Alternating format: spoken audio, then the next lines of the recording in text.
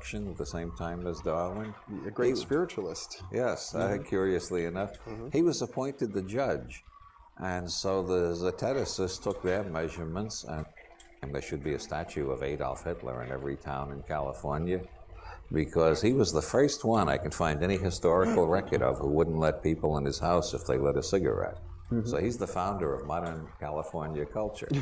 And he also was against animal research. Yeah, and he was a vegetarian. He was a vegetarian. Oh, there's so many new. He was an astrology buff. There are so many New Age ideas go back to Adolf, but he abolished animal research.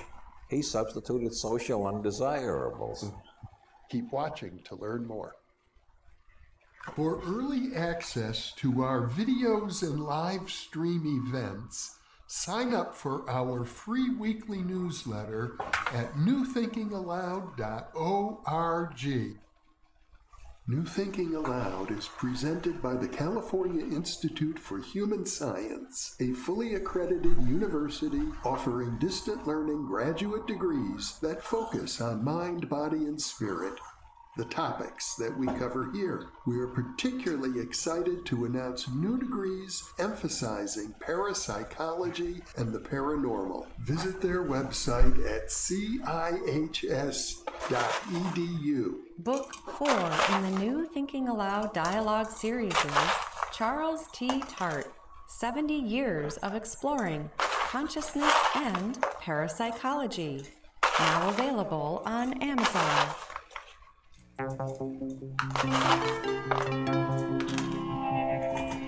Thinking Aloud. Conversations on the leading edge of knowledge and discovery with psychologist Jeffrey Mishlove.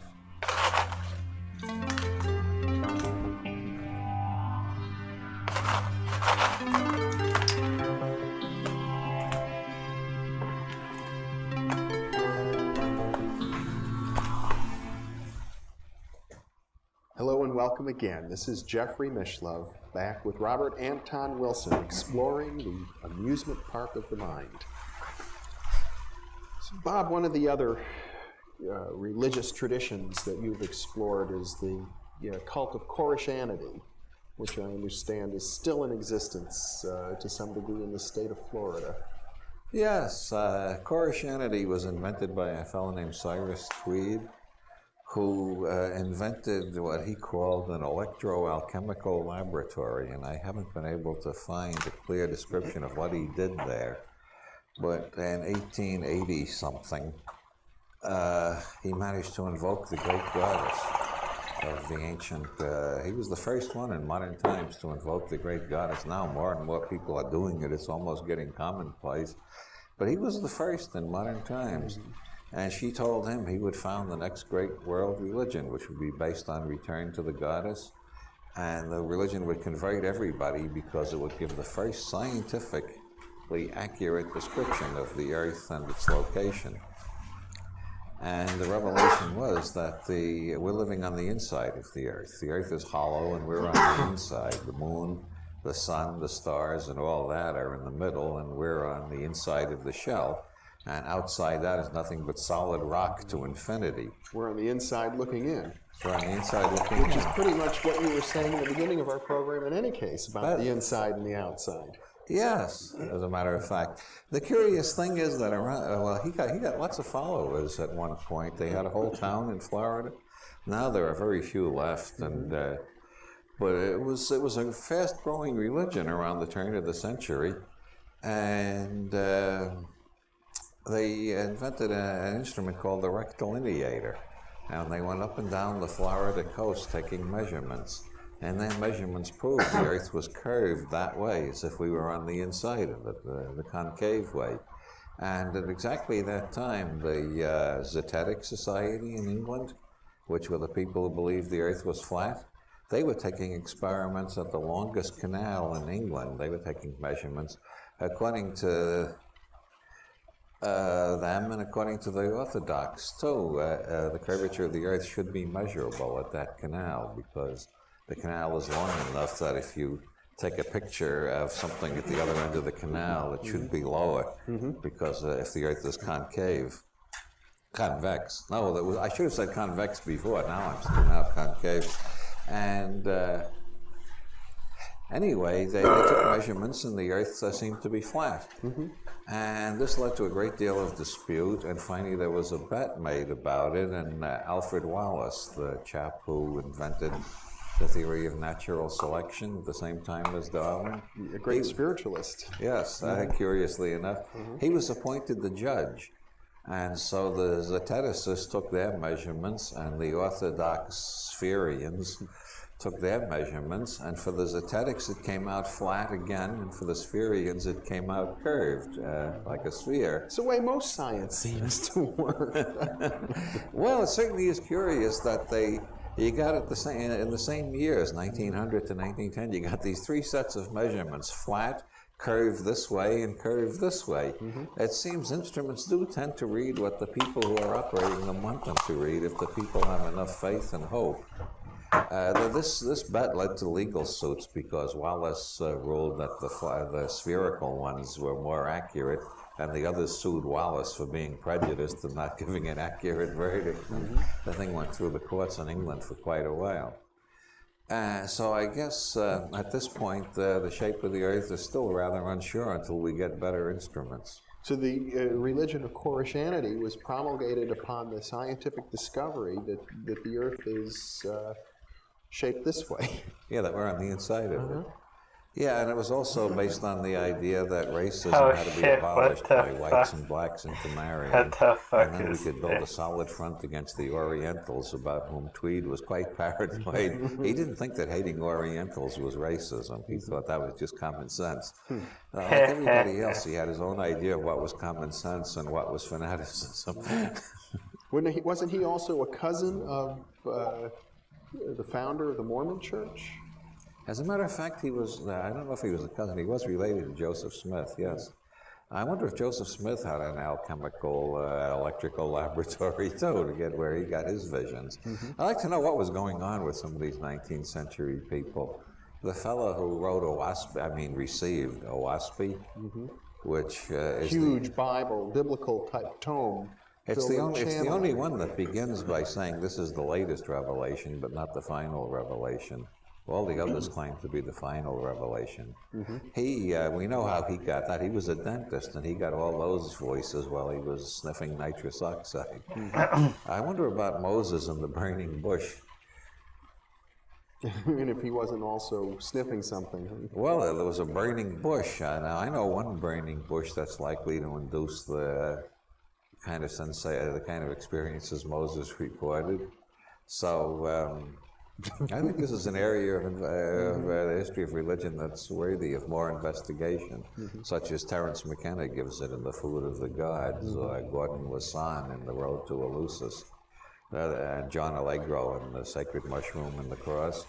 These are all people who argue that religion was, from the very beginning, based Hey, what's on up, Scroot? How you doing, my brother? Well, the ancient Vedic scriptures of India seem to be quite specific about the preparation. Yeah, just felt like doing a little drawing stream. Yeah, which and listen to some Robert Anton Wilson. That are involved with a lot of other and smoke some weed. It's I lived in Ireland. I just got a Sonic, so I got that extra thin or small see these ads on television, the soda ice. America, or whatever. I packed my bong with that. It's pretty glorious, I gotta say. They have an egg, and then they put it in the frying pan. This is your brain on drugs. And then they put bacon next to it. This is your brain on drugs with 2 slices of bacon. This is your brain on drugs with 2 slices of bacon and an English muffin, or whatever. You know the routine. It's really strange because they're trying to persuade us that drugs are bad for us, but at the same time, not only are all religions seemingly based on drugs originally, but we got 8 people currently with cases under appeal who've been sentenced. Some old classics here. For not using drugs.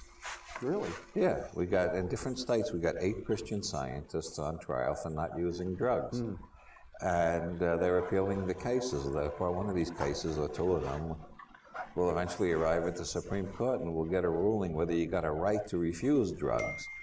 I think the ruling, the way the government is going these days, the ruling will be you got a right to refuse drugs that the government doesn't like, but you don't have a right to refuse drugs the government does like, and you have a right to use drugs the government likes, but you don't have a right to use drugs the government doesn't like. Like they took that right away from the Indians recently in the Peyote decision. So it'll come down to everything not compulsory is forbidden, and everything not forbidden is compulsory. And I think that's what most Americans want. No choice is, I think, the platform of 20th century America. Anti-choice. Nobody should have a choice about anything. Well, it seems to be just the opposite of the anarchy platform.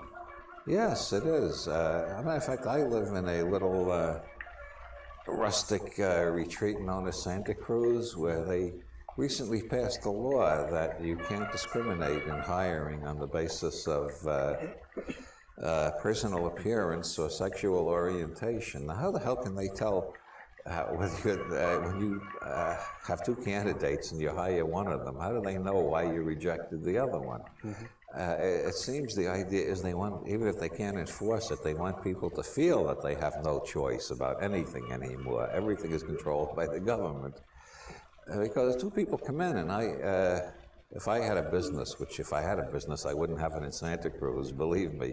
But if I had a business and I had an opening, two people come in, I would hire the uglier looking one on the grounds that the good looking one would have less chance of suing me for discrimination. And then I try to figure out which one looked like they had the weirdest sexual habits as far as I could guess. Yo, what up? Make sure you don't Chemo, how you doing, my brother? Yeah, so Welcome, they welcome. have less chance of suing me. Well, the ideal, if the ideal employee would be a hunchback child molester, I think, or maybe somebody with that elephant man condition who's also a Elephantitis? also a sweetophiliac.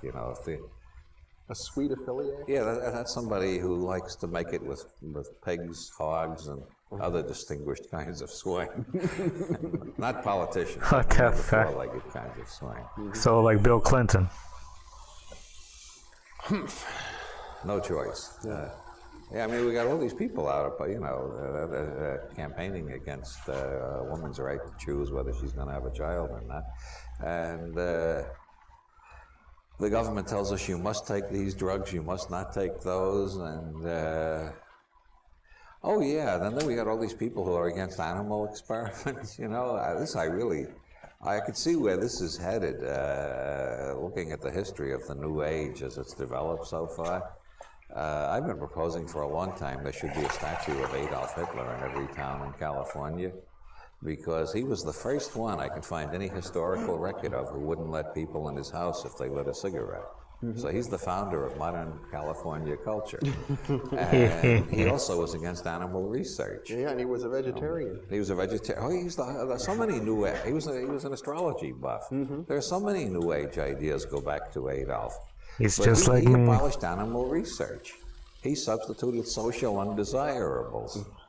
Now, his idea of social undesirables might not be acceptable in America today. His list of social undesirables started with homosexuals, which nobody would go for using them, and Jews and communists and labor union leaders. But we got our own list of social undesirables. I think we replaced the rodents with cigarette smokers in the laboratories. And everybody would be happy. Nobody would be out crusading for the rights They're of going to cigarette die smokers. sooner anyway of lung cancer, so what's the difference? Exactly, you see? Yeah.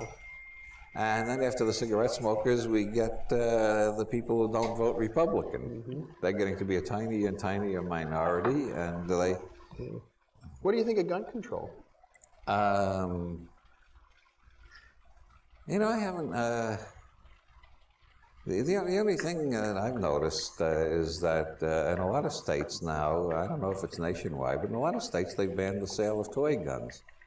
And I think that's a really interesting development. That'll address the problem. You can't get toy guns, but you can get the real ones. And that's obviously they're not serious about this problem. You open your new book, which is called Reality is What You Can Get Away With, which is actually a screenplay. It's sort of a surreal screenplay with a flash of the various bumper stickers having to do with gun control. Yes, if nukes are outlawed, only outlaws will have nukes. We got to look out for that in the future. There's a growing movement toward outlawing nukes, and that obviously means only the outlaws will have nukes. Do we really want that situation? And then suppose, marriage is getting less and less popular. By the current American view that anything we don't like, we should pass a law against. Most Americans don't get married, right, anymore? And so the next thing, they'll pass a law against it. So that's another bumper sticker I suggested in that excellent book you just mentioned. I wish I had a machine that made this kind of ice, because it's so fucking good for the bong. So that's a thought to think about. Damn. And if guns are outlawed, only And weed is not water soluble. And if laws are outlawed, So you're not really only losing outlaws will have laws. any of the THC level. Yes. Let's return to the subject of conspiracies Oh, good. once again. Yes, I like conspiracies because Based. no matter how outrageous I am on that subject, If I could somehow get ice into the that always cheers me into up. the chamber. The thought of those 10 people who believe anything they hear as long as it's on video. not the chamber of You're mostly the body, I guess you could call it. person who is That'd be cool, but popularized in modern no, times sadly the no. significance of the Bavarian This Illuminati. squeeze down here where there's Oh, like no, a, Mr. Webster it's should like a get thumb that. grip right here, which I never use. Your book on This is always secure Yeah, and World Revolution. like this. Plotting I would against never just, civilization. even though I guess she, that's she was a great that's the inspiration to me. I thought, gee, if this nut can write a book that stays in print for 70 years, maybe if I borrowed some of the ideas, my books might last too. And the real reason I revived the Illuminati was this. I started writing about that. It's like a back little in the small 60s. bong. It was because there were so many totally Nothing crazy. conspiracy theories around. But yeah, I if thought it was it'd up be to fun me, to concoct the most I'd be putting lunatic, ice in here and combination up here. Conspiracy theory of all. And I used to do that. And, Hey, what's up, that's Anton? when I How you doing, began my to brother? discover what Paul, the Welcome, truth welcome. of what Paul Krasner has so many times Back in my said. high school, You can't tell the reality from the satire anymore because high the school reality is more weed smoking days, me and some friends people took my fashioned photos, together a bong and I out started of looking at it and I thought, a glass slide. ways it makes more sense than my A glass usual slide and a glass people who bowl are holder. idiots. Or no, the slide was a bowl holder. Idiots, how would they get to the office So in the morning? Well, we know we they had, have chauffeurs. that was the only legit part. The other parts of the bong was a giant Smucker's It really shook me up when he said jar, the two most the glass one, policies are that our rulers the metal top on it, and that they mean well, and a hookah hose. don't mean well. And I started So the thinking slide about would that. go I said, into maybe one side conspiracy makes more sense of than the my usual tin assumption that we're governed by sea thing, states. and the hookah hose would go into the other, and we would fasten it For the benefit of with the hot viewers glue, who are familiar with the history of the Illuminati. and it worked surprisingly well. Well, that's the We would beauty fill of it up with the ice, conspiracy typically, is that almost every writer and it was on the pretty Illuminati fucking has a different, awesome, I gotta say. on it. It really allowed you to rip it, that hookah hose. At one point, Hog glue.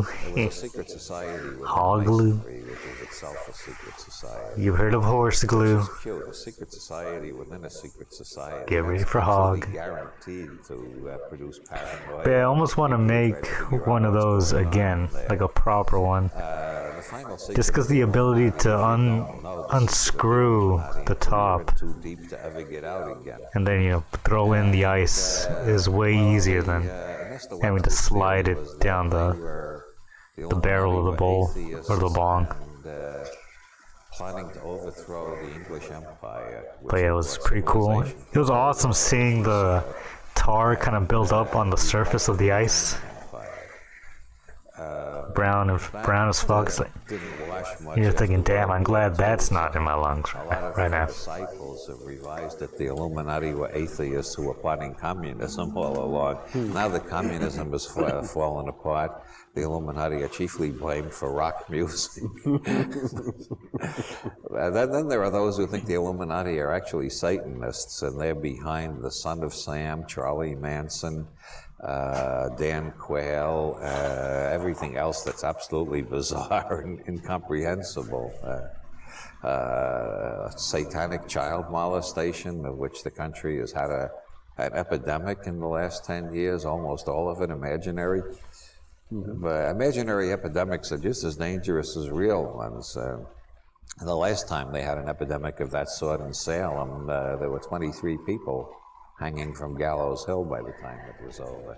Oh, Bob, if you only knew. You never regard something as trivial. Or given old Bob here, Tell probably does know in some way, but epidemics that are real and those which But are yes. imaginary. It's getting harder and harder. I do a lot of writing for a magazine called The Realist, which is put out by Paul Krasner.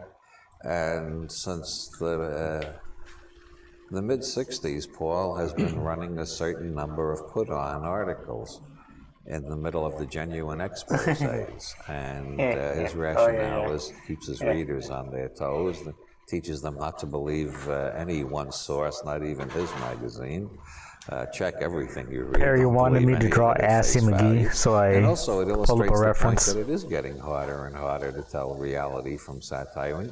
When you got somebody like George Bush in the White House, it's very Various difficult to Chickasaw tell what's characters. This is a satire and what's classic. I just reality. pulled it up. And I've written some articles for The Realist. I've written some I am going to genuine draw. I'm just journalism. getting stoned I've here. written some put-ons. And it's amazing that some people think the journalism is the put-ons, and they think the put-ons are journalism. And that's the kind of world we're living in. The question is, can you remember which is which? Unless I've been brainwashed. I have a friend, I don't think I'll mention his name. I have a friend who served in the Marine Corps with Lee Harvey Oswald, and he got accused by Jim Garrison of being involved in the Kennedy assassination. Your friend. Yeah. He was never brought to trial because Garrison didn't have enough evidence, but he worried about it a lot, and he entered an altered state of consciousness to talk without value judgments, impartially, with scientific objectivity, and he decided he was involved in the Kennedy assassination, but the CIA brainwashed him while he was in the Marines. They brainwashed both him and Oswald. Then they brainwashed him again so he couldn't remember how they'd been manipulating him all these years. Then he decided I was his CIA babysitter. And when I tried to explain to him why I didn't believe this, he said they brainwashed me too, so I couldn't remember what I had been doing. And I said, but my wife doesn't remember me making all these trips I would have had him make. He said, well, they brainwashed her too. At that point, it becomes an infinite regress. You can't trust anybody's testimony. How do we know the CIA hasn't been brainwashed? The CIA is really a tool of the Illuminati. Well, I was on a panel with Bill Cooper in Atlanta, Georgia. I guess this is groundbreaking months at this ago. point. Bill Cooper puts out videos about the alien CIA conspiracy. Oh, yes. According to Bill, he's a former naval intelligence agent, and he saw secret government documents which show the CIA and the extraterrestrials have been conspiring together since 1948. Yes, I'm aware of that. And the aliens have double-crossed the CIA. They were supposed to do only certain things, and they've been sneaking around, mutilating cattle and raping Whitley Strieber every chance they get. And the CIA can't stop them because they're too entrenched here, so the CIA is just trying to cover up the fact that they were involved in this alien conspiracy from the beginning. Oh my God. He also has a film Aliens showing back the that fuck the off. CIA. the Secret Service driver in the car in Dealey Plaza turned around and shot Kennedy. And that's really fascinating. He shows it 5 times. And each time he tells you, if you look, you can see it. And of course, by the 5th time, you can see it if you got an active imagination. But I could also see the guy in the grassy knoll in the photographs that Garrison had. And I wrote an introduction once for a book by a fellow who believed he saw Masonic symbols on the moon. And by the time I was through looking at all of his photographs, I could see the Masonic symbols too. I've got a very active imagination. The difference between me and Bill Cooper, the guy with the Masonic symbols on the moon, is I have just as much imagination as they have, but I don't trust myself as much as they trust themselves. I think my imagination true. is that of a writer of fantasy, and I wouldn't ask anybody to trust my imagination. Well, when I look at your imagination, I get the sense that there's a committee going on here. There's a true believer, there's a skeptic, there's a humorist, there's a physicist, there's a psychologist, and they're all battling it out with each other. Multiple personality disorder. I'm glad to have another analysis. Obviously, it was satanic child abuse that got to you. Obviously, either that or it was the aliens, depending on which. It was either the aliens or somebody. What I want to know is what's so attractive about Whitley Strieber? Why do they come back and molest him so often? The author of Communion. Yes. We should mention for Yes. our viewers, and other books about both horror novels and true life horror stories of his contact with aliens.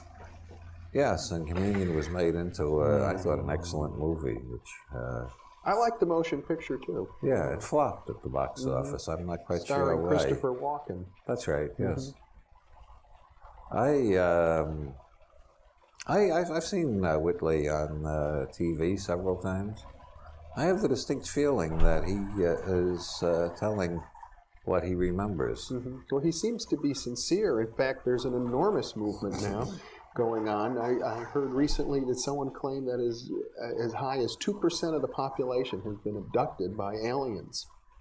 Yes, I don't believe they've been abducted by aliens, but I'm quite willing to believe 2% of the population has had experiences of the sort that lead them to think that's the most plausible explanation. That reminds me a little bit of the Ionesco play, Rhinoceros. You know, Eventually, everybody will be abducted by aliens. this is the play in which everybody gradually becomes a rhinoceros. Yeah. First, it's only a few people. Pretty soon, they take over. Yes, well, these things, the way the witch mania spread through Europe in the 14th and 15th centuries, and the large part of that was incubi and succubi, which are creatures that sexually molest people in the night. And so a lot of these extraterrestrial molesters are just incubi and succubi in the science fiction costume, but it's basically the same myth. Of course, people tend to have erotic dreams anyway. But I think a lot of this goes back to traumatic childhood experiences, which tend to create certain disorders of perception. And an active imagination. Here's one of Eggy.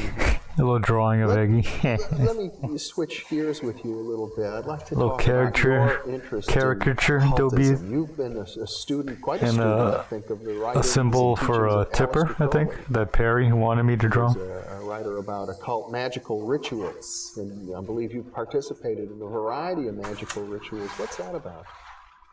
Well, the background is I believe that what we perceive is More based seals. on our I think the this was culture filled of up, our basically. parents and our teachers Yeah. and the people around us. And I have a lot of Robot Girl in And I'm this interested in this in one too. ways of changing perception. When I was going crazy for a studying Robot Girl. deeply in alien culture. I mean, alien on this planet.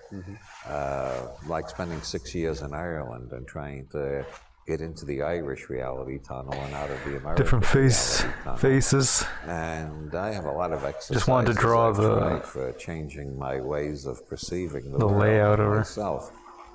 And I did actually. I have done, some of them have been quite successful. Yeah, I think turned myself recently from a I pessimist into an Decided on optimist. changing And I the like little that so much, I've silver never part of gone the back face to pessimism. just I don't know why teal. so many people This is more spend so simple. much time in a pessimistic Simple reality color scheme. tunnel. It's a miserable place to live.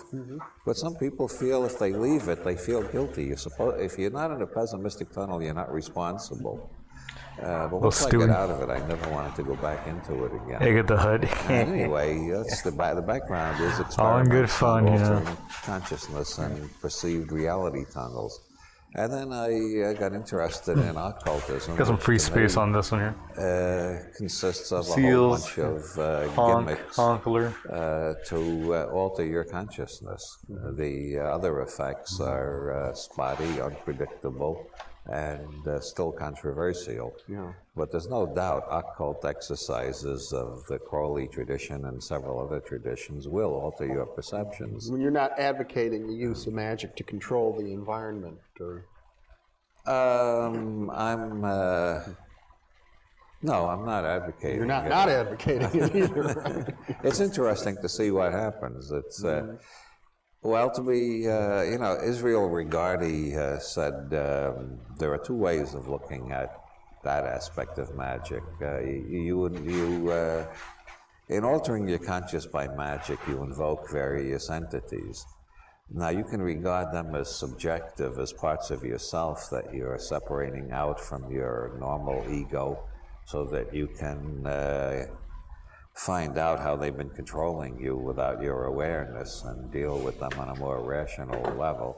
This is sort of like Jungian therapy. Or you can regard them as separate entities that have their own existence apart from your mind. That's the objective theory. And Regardie said it's best if you don't believe either the subjective or the objective theory, but just consider them both as hypotheses and see what happens. I have found that every time I become pretty much convinced the subjective theory explains everything, something happens that makes me start thinking again, maybe the objective theory is more reasonable after all. Every time I start leaning too much toward the objective theory, things start happening that convince me the subjective theory makes more sense. So we come back again to whether I want to believe it's my right and left hemispheres of my brain, or it's a 6-foot-tall white rabbit from County Kerry. And that depends on which reality tunnel you prefer at a given moment. But in altering perception by occult techniques, you certainly find yourself in a much more interesting world than most people are living in, and it gives you a different perspective when you come. I wouldn't want to live there permanently. Unlike the optimist tunnel, which I try to remain in because it's a happy place, the occult tunnel I like to come out of and just check to see if I'm still in touch with consensus reality or if I lost that entirely. I don't want to lose touch with consensus reality entirely, because then I'd have trouble at the bank every time I went in to cash a check, you know. Your use of the term So reality true. tunnels comes from your book Quantum Psychology, I think, doesn't it? No, it comes from Timothy Leary. There's a lot of terms for this concept in sociology, grid or glass in ethnomethodology, or your system of abstractions was what Whitehead called it in his philosophy. The deconstructionists are commonly calling it now your story. Your Or story. your meta story. Or your scenario, or your game, your favorite game, or your life script. And what I've been into all along in my writing has been tearing these things apart so you can create alternative scenarios, alternative games. Well, your fascination with quantum physics, and particularly the many worlds model, suggests the possibility that all of these different, I'll call them reality tunnels, can coexist simultaneously, even if they contradict each other. Yes, the funny thing about the multi-world model, which was invented by Everett Wheeler and Graham at Princeton in 1952. Fucking right. When I first wrote a novel about that, the Schrödinger's Cat trilogy, I didn't take that seriously at all. I saw it as a useful metaphor. Fucking right. And then after that trilogy came out, every place I went on the lecture circuit, I met young physicists who were wildly enthusiastic because they thought that was the most plausible model of all. There are approximately 8 alternative models. Might have been too much.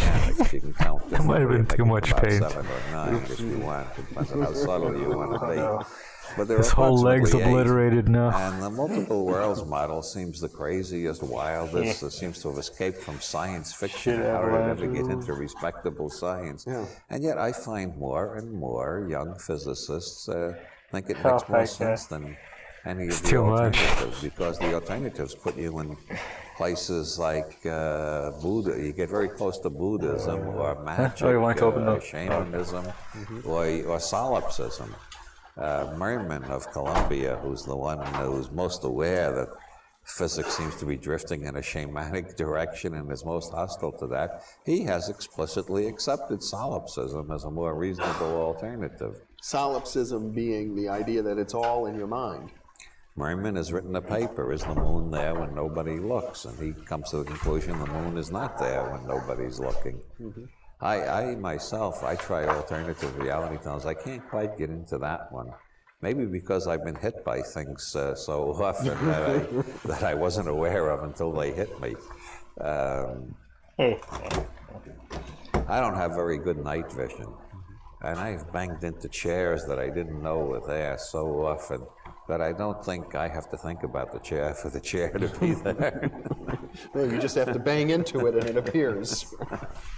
Well, the interesting thing about the many worlds theory is, you know, to common sense, it would seem to have a lot of baggage, like there have to be these billions and billions of other worlds, and yet, in another sense, it's the most parsimonious. It sticks most closely to the actual equations. It accepts the Schrödinger wave equations at face value, whereas every other model has to create philosophical assumptions to get away from what the equations are saying. The Copenhagen interpretation says the equations are just human inventions that we created to explain our experiences in the laboratory. But then you're left with the haunting question, why do they explain our experiences in the laboratory if they're not describing something that exists apart from us? Or in relation to us, I should say. And if they are describing something that exists in relation to us, then they're describing something that's multi-valued, and you've opened the door to the multi-world. And maybe for those of our viewers who are not familiar with that, the multi-world theory, you might just sort of summarize it. Well, every time the universe can take two paths, it does take both paths.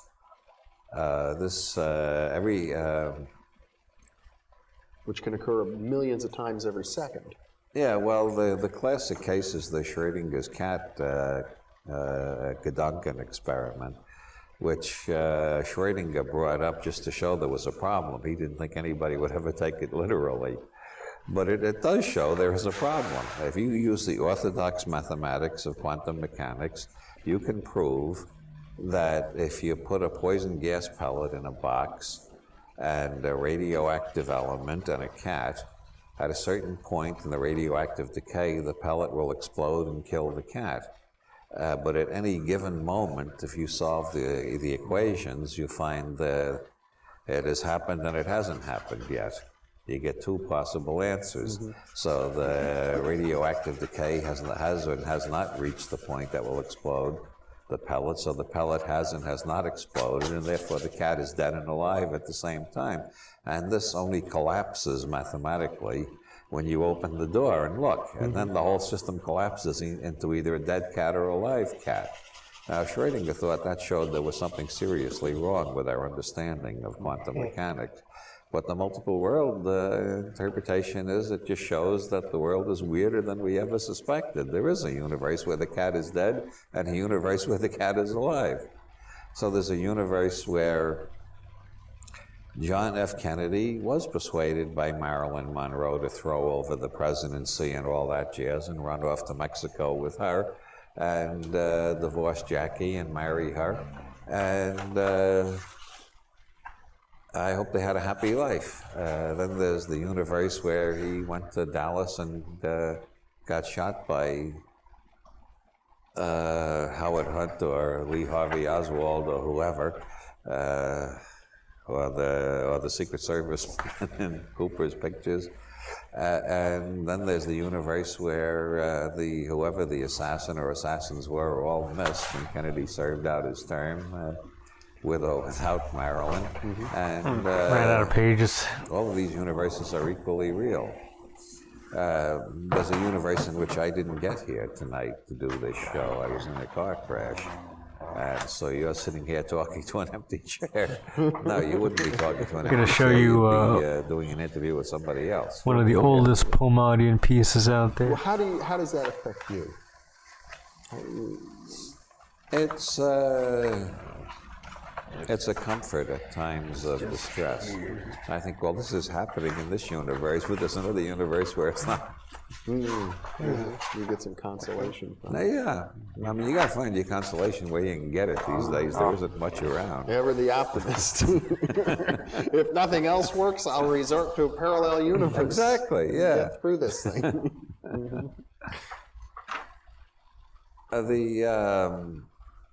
The fascinating thing about the multiple Something I worlds did. model is that Something I did in high school, I think. there's got to be Probably a universe. sophomore year. Technology if not freshman. is far ahead of where it is now because of various historical changes. So there'd be a universe where an immortality. Yeah, oddly enough, I don't have a scan of this.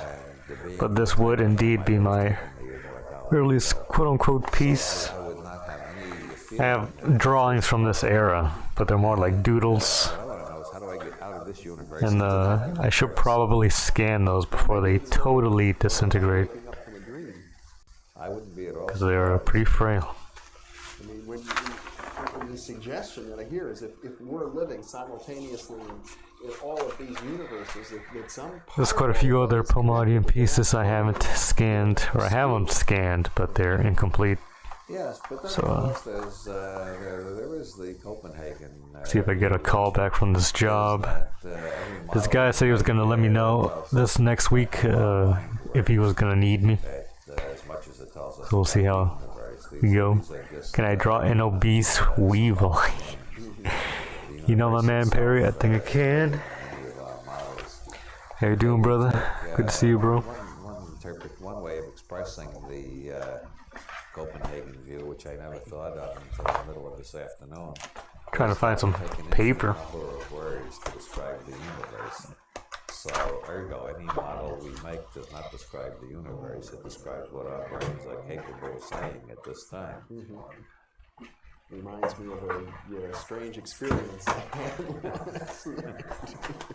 after reading your book. In which, Oh, in yeah. fact, I told it to you. It triggered that thought. Which book? I had been reading all of your books yesterday, The Cosmic Trigger in particular, and Cosmic Trigger 2. Then in the middle of the night, I heard a word. Infinite words. Like a mechanical Yeah, that's so universe. good. Yeah, I never thought of it that way. The before. binder part is broken. That thought before was in quantum psychology, where I said the only thing equal to the Oh. universe is the universe.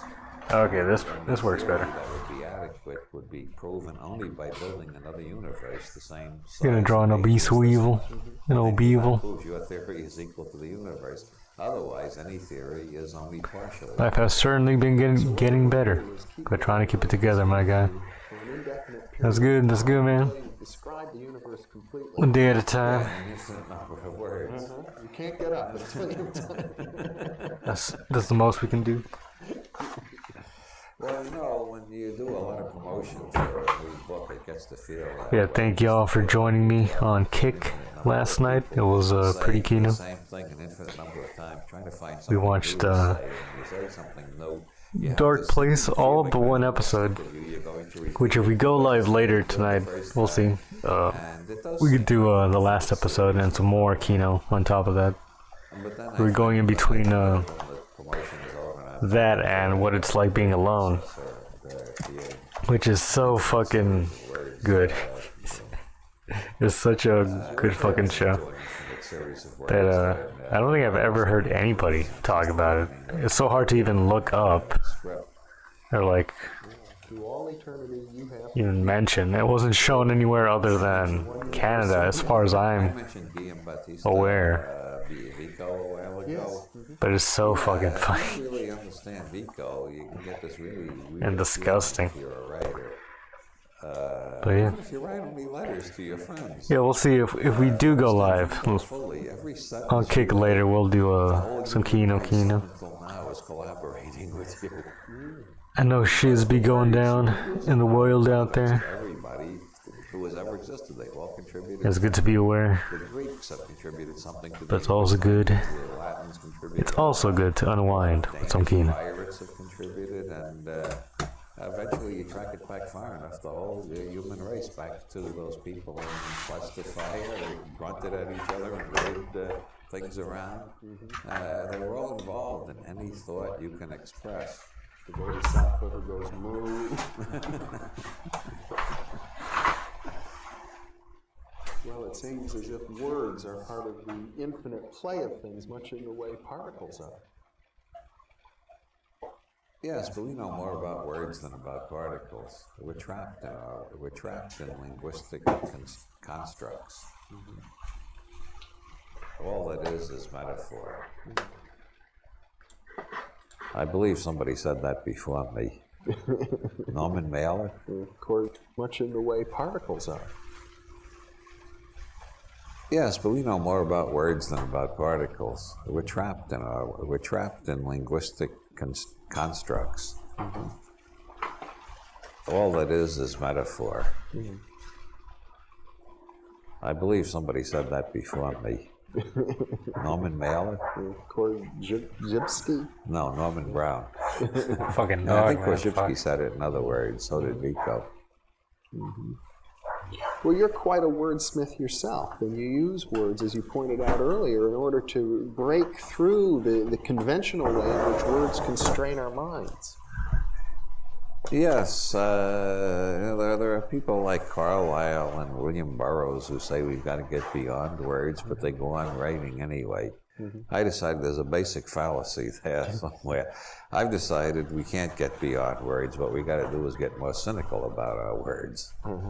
So that way I go on writing without feeling like a hypocrite. Cynicism is a way out. And of course, cynicism is an interesting word that has meant different things in different ages. Yeah, it has something to do with dogs originally, etymologically, I think. Well, that's good because there's a lot of people who have as much imagination as me, but not as much skepticism, believe I'm channeling higher intelligence from the dog star. One of your subpersonalities. Perhaps. You know, let me change the subject on you a bit. I have been given a request to ask you a little bit about Castle Perilous. Chapel Perilous. Chapel Perilous, yes. That's from the Grail myth, isn't it? That's from the Grail legend, yes. Chapel Perilous is a stage in the magical quest in which your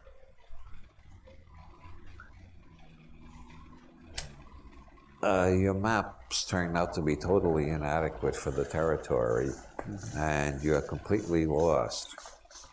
And at that point, you get an ally who helps you find your way back to something you can understand. And then after that, you've got for the rest of your life, you got this question, was that ally a supernatural helper, or was it just part of my own mind trying to save me from going totally bonkers with this stuff? And the people I know who've had that kind of experience, very few of them have ever come to an absolutely certain conclusion about that. Well, there's always the question of the inside versus the outside that we began with earlier. Yeah, well, I think they're Flying here, inside too. and outside at the same time, which is, you don't need Russell's six-dimensional geometry or Mobius strip metaphors to get to that. If there are archetypal forms, they are inside me like they're inside everybody, but they're outside me because they're part of the DNA code, so they're in everybody else, not only everybody alive, but everybody who ever has been alive, and they will remain there in the future. So they're outside me. They are controlling evolution. They're controlling human consciousness. They're controlling where we're going. And they have all the memories of where we came from. And so they're inside and outside at the same time. Now, it really gives me great delight to think of somebody from Psychop looking at this and trying to make sense out of that concept. For our viewers who may not know, let us define Psychop. And I should mention as well, they're the subject of one of your books called Now, an The obese Inquisitors. version of that would be. The New Inquisition, yeah. I'm not the only one who's just compared them to an inquisition. Some sociologists said you smell the flames of the auto da fe every time you read them. You read their journal, Skeptical Inquirer. PSYCOP is the Committee for Slander, Invective, and Calumny Against Open-Minded People. No, I'm sorry. What does it stand for again? The Committee for Scientific Investigation of Claims of the Paranormal, which is, they really should be in politics because that's a really political type. They don't do scientific investigations. As a matter of fact, they did one, and the guy who did the research quit because he said they changed the statistics to fit their theories. His name is Dennis Rawlins. He's a PhD in astronomy at the Naval Observatory now. After that, they came out with a statement about why they weren't doing scientific investigations Yeah, that was anymore. the famous study on astrology. Yeah, and now they don't do scientific investigations, so they can't be embarrassed any further like that. But they still keep it in their title, Committee for Scientific Investigation. Actually, they're a Committee for Slander and Invective, as I said. But how did we get on to such a dull? What's good? They serve a very useful function in my life. Trying to give us some neck folds right here. The Skeptical Inquirer, which is their journal, it's not quite on the level of Weekly World News, but the Realist. But they're trying. No, what I like about them is it's impossible to read more than a few pages without a deep conviction that despite all my suspicions, I am not the biggest idiot on this planet after all. Now that's a real service, They make even you look good. Yeah.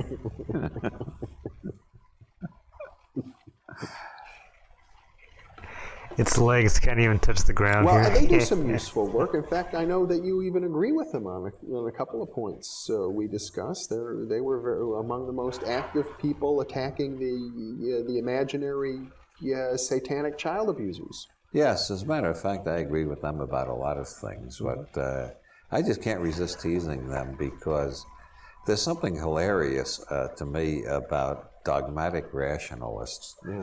I believe that if you're rational, you gradually cure your dogmatism. And people who claim to be rational and are still dogmatic are very comical figures to me, like the Marxists and the objectivists. I think of them as atheistic religions. Fucking chicken here. Toynbee was the first one to describe Marxism as an atheistic religion. And then Albert Ellis This would be applied more that like a label cone to of chicken. objectivism. And I think PSYCOP is in that same family. And it's interesting that we got an atheist religion in the Orient, Buddhism, but it's very tolerant and mellow. But it seems in the Occident, the atheistic religions are just as intolerant as the theistic religions. Isn't that peculiar? I mean, you can't tell that. As far as on the intolerance scale, Marxists, objectivists, PSYCOP, and the hard-shell Baptists are all about at the same level. They're 100% on intolerance and 0% on tolerance. And that's something, I think it has to do with the structure of our language and the Aristotelian logic that we've all been trained in. And of course, there's always paradoxes within every proposition, as you pointed out earlier. I mean, I know of interesting examples of liberalism within all of those traditions. Yes, there are liberal materialists and fundamentalist materialists. There are liberal Copenhagenists and fundamentalist Copenhagenists, to get back to quantum theory. The liberal Copenhagenists say all of our models are models of the way the human mind works in trying to explain the universe, but let's see if we can make a better model, and they'll consider the parallel worlds model, or Bell's theorem, or the fundamentalist Copenhagenists say all of our models are just models of how the human mind tries to describe the universe, so let's not have any new models. But you know, it's interesting because physicists like Saul Paul Sirag, who are interested in the physics of consciousness, say they take that Copenhagen argument and they say, yes, this exactly demonstrates that the theories of physics are really detailed descriptions of the way the mind functions. Yes, that's well, the way Saul Paul comes at that from a unique angle. What he's trying to show is basically there's an isomorphism between the universe and certain forms of mathematics and the human mind and those forms of mathematics. And of course, in a sense, there has to be an isomorphism between group theory and the human mind, or the human mind wouldn't have created group theory. But why is there an isomorphism between that and the universe? Well, that's the oldest mystery in science. Mm-hmm. Einstein said the most incomprehensible thing about the universe is that it's comprehensible. Why do our mathematical systems fit the universe so often? That's without invoking God, it's very hard to understand, which is why so many mathematicians end up becoming mystics. Well, what's the Discordian view of this? Well, I'm not an orthodox Discordian. I tend to be a Discordian on Mondays, Wednesdays, and Fridays, and on Tuesdays, Thursdays, and Saturdays. I think there's got to be an intelligence behind this isomorphism of the universe and mathematics. But I don't like the word God because to most people, God means a nasty old man a few miles above the earth who's watching to see which kids are jacking off so he can barbecue them later on or charbroil them or something like that. This is such idiotic superstition that I don't want to get within 100 miles of it, so I won't use the word God. Mm-hmm. But I will admit that some implications of mathematics suggest some kind of intelligence somewhere outside the human mind. Mm-hmm. But I don't want to call it God, because if I say God, most people think that's a justification for the craziest superstitions the human race holds. So, in other words, you believe in the God of the philosophers, not the God of the Bible. Yeah, but I don't even like the God of the philosophers, because I think the word God should be left with the Bible thumpers. They invented it, let them keep it. I prefer something like the Tao, which is more mysterious, and that people don't stop projecting their own paranoia and their own jealousy and rage and whatnot. I mean, the Bible God, I can't believe he created the universe. He couldn't even create a carbon molecule. He's so dumb. If he tried to create a carbon molecule, he'd get the atoms in the wrong place. Then he'd go into a snit and blow up 2 nearby cities just to show that he was pissed off again. I can't believe he is not a. Well, maybe he's evolved since that. That was thousands of years ago. Well, okay. Give him some credit. He might have learned a few things. There is a thought I hadn't considered. Maybe that's you can reconcile the Bible with what we now know and the thought that God isn't as childish as he used to be. But still, that means we got to give up this childish earlier version of God that the Bible gives us. Well, I get the feeling that when you talk about the Tao, we're getting a little closer to the real Robert Anton Wilson. Underneath all the many masks. Well, I'll tell you, one of my favorite television show of all time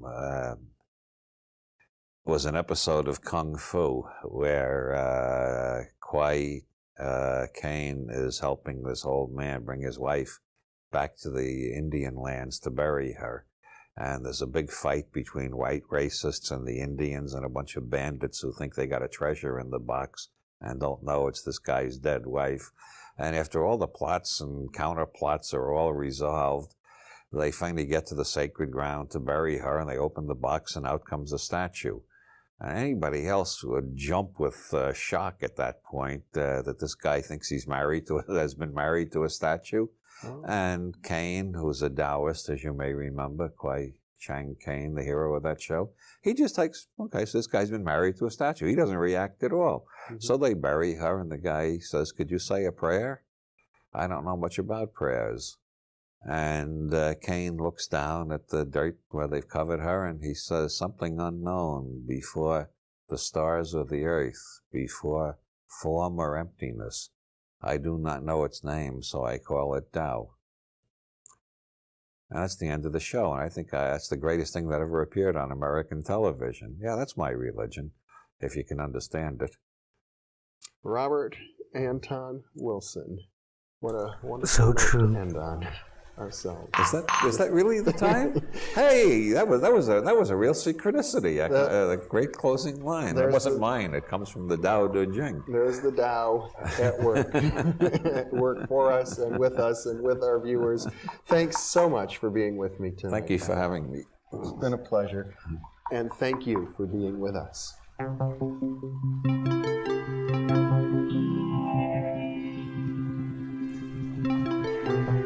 Besides the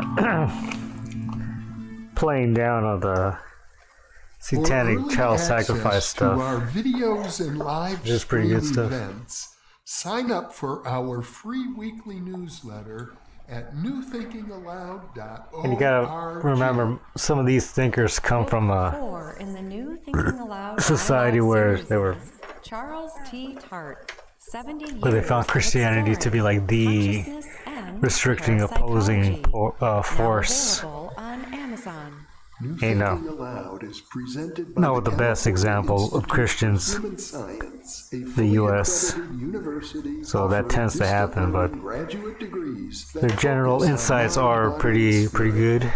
The topics that we cover here. We are But yeah, they, particularly any kind of gripe that's coming from the right, parapsychology or and conservative or whatever visit their kind of website people, at they're kind of rolling their eyes at. CIHS.edu. You can now download all 8 copies of the New Thinking Aloud magazine for free, or order beautiful printed copies. Go to newthinkingaloud.org.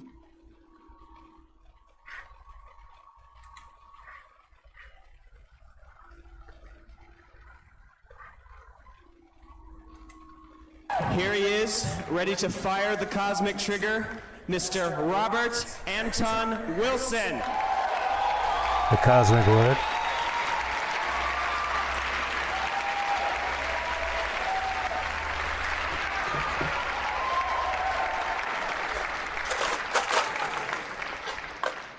I used to get billed as a philosopher and stand-up comic, but my legs are bothering me more in recent years, so now I'm a philosopher and sit-down comic.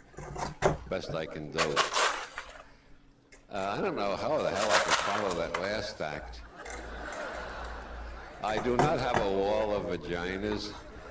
I don't even have a single vagina. A wall of I vaginas. do have a willy, however, which means that I might become Pope someday.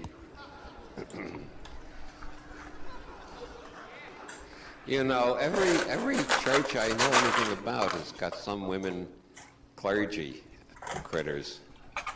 I avoid the term clergy persons because it's redolent of human chauvinism. So I say clergy critters and Congress critters and so on. But almost everybody has got women clergy critters, except the Catholic Church. And that drag queen in the Vatican just a few weeks ago once again reiterated a woman cannot be a priest in the Catholic Church. He didn't quite explain it, but it all comes down to a woman. The priest symbolizes Christ, and you can't symbolize Christ unless you got a willy, which means that the most important thing about Jesus Christ was that he had a willy. Many people think the most important thing about Jesus, those who admire him, think the most important thing about Jesus was that he taught a philosophy of love and forgiveness. A lot of other people taught that before him, like Buddha, for instance. Those who don't like Jesus so much point out he was the one who invented eternal damnation. You won't find a word about that throughout the Old Testament. Nowhere do they threaten anybody with eternal damnation. Jesus went around threatening everybody with eternal damnation, which means that for 2,000 years children have had nightmares, night anxieties. It's probably fucked up more heads than any other single doctrine. But if you're going to symbolize Jesus according to the Pope, you got to have a willy. I've done a lot of meditating on this. Why do you need a willy? Was that really the most important thing about? Well, that's not true, of Yeshua course. ben Yeah. Yosef, to give him his correct Christianity name? is one of the few In Hebrew, his name was Yeshua religions ben that Yosef. teach forgiveness. Jesus Christ. And I didn't realize this until I heard someone who wasn't Christian say it. It was Randy Newman in an interview where he was talking about how sometimes Christianity would show up in his music, or gospel music or whatever. And for him, being Jewish, the Jewish religion was very, very strict, very judgmental, very, nervous. Whereas Christianity, you're forgiven, you get a place in heaven. This is the most patristic religion in the Western world, although But it yeah, hardly begins to compare with Islam. all about is from that era I of think the real reason you need a willy to be a Catholic probably priest late silent is era, that the Catholic Church has many roots in where the Christianity early was like the pagan big community opposing cults. For force. instance, they borrowed Christmas from the cult of Mithra. They borrowed Easter Which from in some ways another pagan it has been. celebration. Halloween, Mostly when you even consider it, Jehovah's Witnesses, in terms that's of a pagan holiday. the Catholic And the dead and resurrected and, God, that's an old pagan and theme. mafia and stuff like Ceres, that. Dionysus, Adonis, Stuff with there the are face dozens and dozens of Christianity. dead and resurrected gods, all representing the death of the crops in the winter and their rebirth in the spring. And part of these early fertility religions was what anthropologists call phallus worship, or willy worship, to put it in the vernacular. And this... But at least this explains why the selection of the Pope is wrapped in so much secrecy. All the cardinals retire into pantos at the age of 18. But yeah, if you're looking for a logical cohesion to Christianity by, looking at the actions of the Catholic Church, you are going to be disillusioned that the Catholic Church is a mafia, sadly.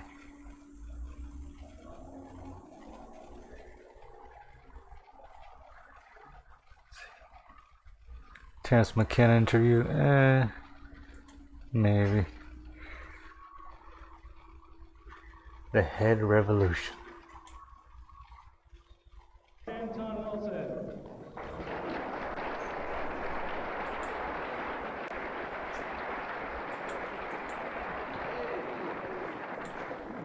Wow, what a terrific introduction. After that, I guess I better make all of you popes. That's a religious institution I have taken up lately. Some of you may have heard the Vatican announced recently that cardinals can give indulgences over television. Did that make the newspapers here in Arizona?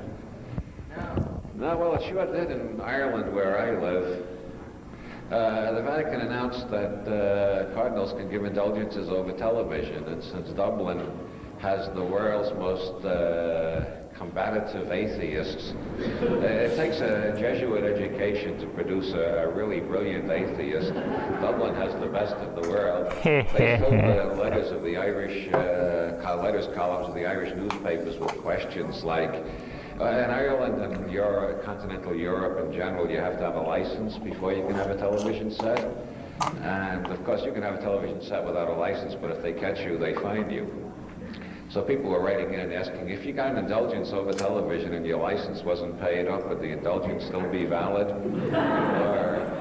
And even trickier question, if you made a videotape of the indulgence and played it over and over, would you get perpetual indulgence? And I'm sure the Jesuits have a commission back in Rome working on that one now. That's a very delicate theological question. But I figured if the Vatican can do indulgences over television, I can do pontifications over television. So every time I'm on television, I make the whole audience listening popes. And then I started doing it over radio. When we started the Discordian Society back in the 60s, it was our ambition to make every man, woman, and child on the planet a pope. And we printed, Hail Aries, all hail Discordian. Hail yes. And we started printing up Pope cards and handing them out. It gradually dawned on us it was going to take a long time to print up enough Pope cards and get all over the world, including Little America and Tibet and so on.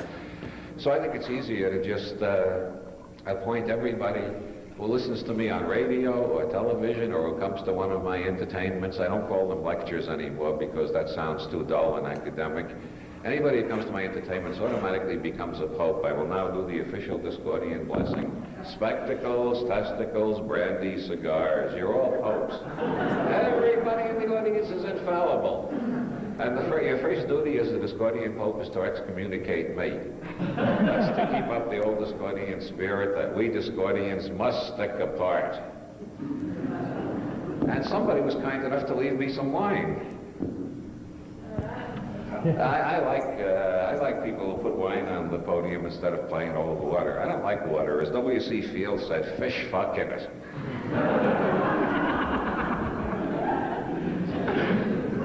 It's really great to be back in the land of the free and the home of guaranteed drug-free urine. That was the first thing I saw when I got off the plane at Kennedy Airport a few months ago. An ad in, I think it was the Village Voice in New York, guaranteed drug-free urine. And every place I've been in the States, people have been showing me these ads for guaranteed drug-free urine. And this is right out of Kafka. I mean, it surpasses Kafka, it surpasses George Orwell, it surpasses any science fiction writer. Nobody ever conceived the totalitarian system so bizarre that they're going around extracting urine samples from the citizens to see if they've been altering their consciousness in the nighttime. Kafka wouldn't have believed it. Kafka might have got that idea and said, no, I wouldn't write that down, that's too absurd. But now they're doing it. But there is, you can get guaranteed drug-free urine, and all of these ads come from the same place. It's a P.O. box in Boulder, Colorado. And that really is a major puzzlement to me. I've been in Boulder. I've been in Golden and Nederland and Denver and Rocky Mountain National Park. They're all around that area. I don't know how you can find drug-free urine for hundreds of miles around there. And then I looked at the ad again, and it says guaranteed drug-free urine. It doesn't say guaranteed drug-free human urine. And so I figure Ronald Reagan has willy-nilly, accidentally, as it were, in a Discordian or synchronistic, serendipitous fashion, he has kept one of his campaign promises. He has done something to help small business. He has inspired somebody in Boulder with a small cattle ranch to start a new business. There is somebody in Boulder who has found a way to get rich by selling cow piss. Before that, they used every other part of the cow, but nobody saw a way to use the cow urine, and now somebody's doing it, apparently. These ads are appearing all over the country. And you know what's going to happen? One of these days, some minor bureaucrat is going to be called in. The ones they're testing most, that's the funny part of it, the ones they're testing most are the ones least likely to smoke grass or anything like that. Government bureaucrats. They might as well make a sweep of all the certified public accountants in Phoenix. But one of these bureaucrats is going to be called in someday, and his boss is going to say, we didn't find any drugs in your urine. And he'll say, well, of course not. I'm not that type. And the boss will say, but unfortunately, you seem to have hoof and mouth disease. And we're going to have to put you down before you infect the herd. I like Reagan. I think he's the intelligent entity's president. I used to say the intelligent man's president, but they told me that was sexism.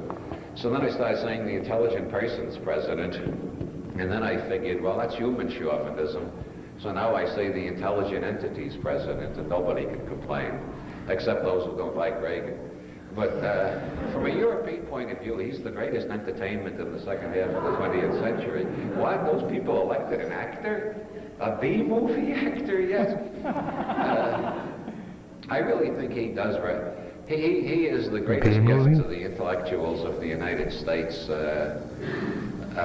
since Hoffman synthesized acid. Like LBJ. Remember LBJ? Anybody here old enough to remember LBJ? Sometimes I realize I got to look out for these historical references. Most of you probably think when LBJ was president, we were still fighting off the dinosaurs.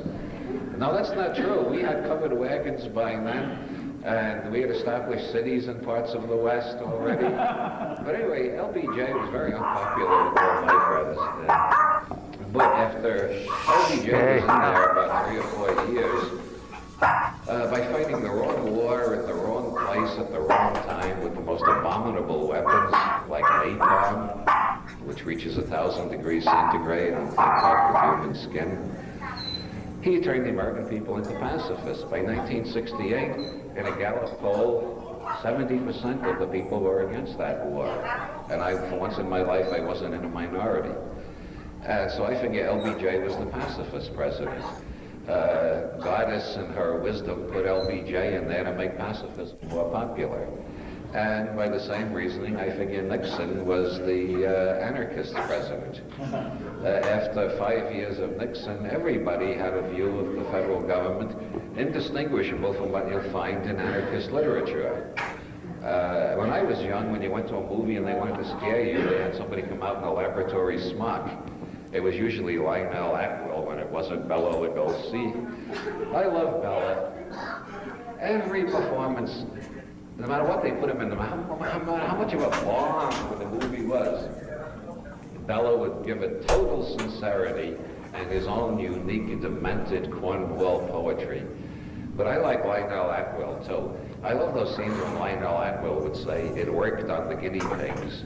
Now we must try it on a higher species. Would you come in, Miss Jones?" Remember that? Everybody would shiver because that was the view of science we had in those days. Science was always doing abominable things. Scientists were terrible people. And I think Nixon was sent to change that image. Now, if Hollywood wants to scare you, any movie you go see these days, you want to see the image of evil they bring on the screen. It's a young, clean-shaven white male with a solid color tie and a business suit.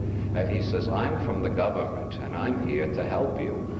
And the whole audience goes, they know something terrible is going to. People are going to be shot in the back. They're going to be deranged lone assassins. There's going to be every conceivable type of horror. Fallout falling on everybody in the government saying, "Oh, it's a heavy rain."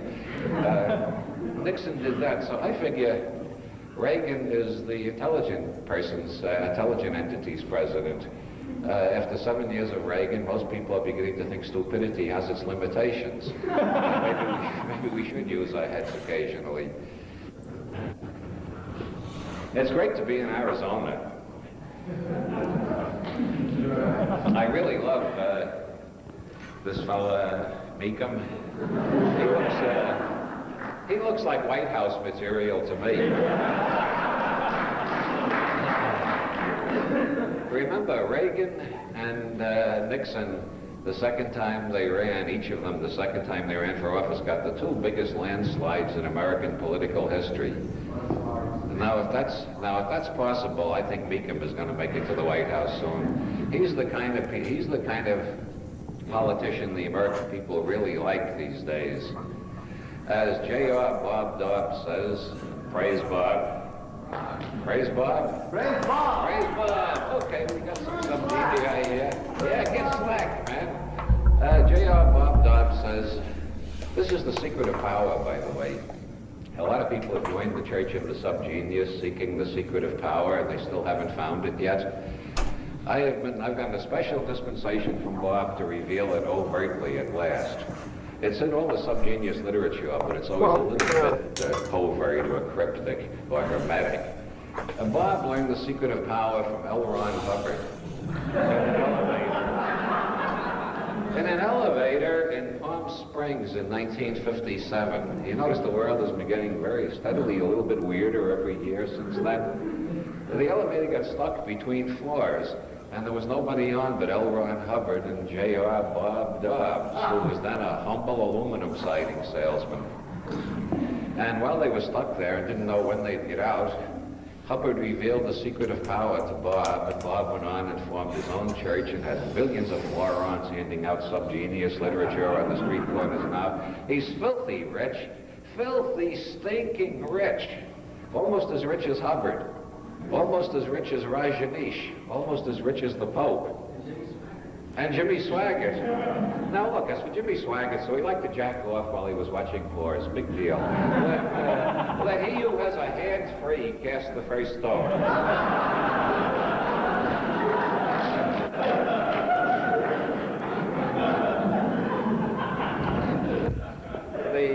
secret of power, which L. Ron Hubbard revealed to Bob. Praise Bob. Praise Bob. The secret is, you know how dumb the average guy is? Everybody knows that, right? You know how dumb the average guy is.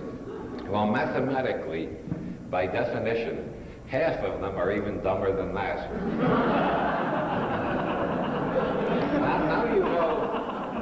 Now you know how Raj Janish got 93 Rolls Royces.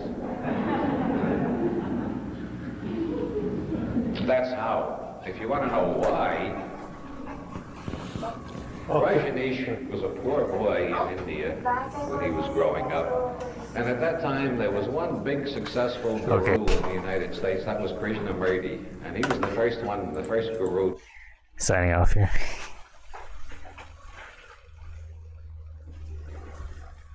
Thank you, Perry Chemo Scrodanthal, for the short little drawing stream. I'll see you guys maybe later on Kick. We'll see. Peace.